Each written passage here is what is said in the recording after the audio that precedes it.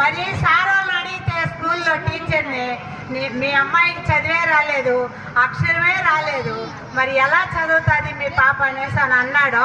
ఇంట్లో 2 బర్రెలున్నాయి, గొర్రెలున్నాయి, బట్టలు ఉతకాలి, వంట చేయాలి, నువ్వు పోయి ఆడేం చేస్తావో ఆ ప్రైజులు తీసుకోలేవు అని అంటే వాళ్ళమ్మ ఏమన్నా తెలుసా? అమ్మ నన్ను బడికి పంపావే ఓయమ్మ నాకు పలక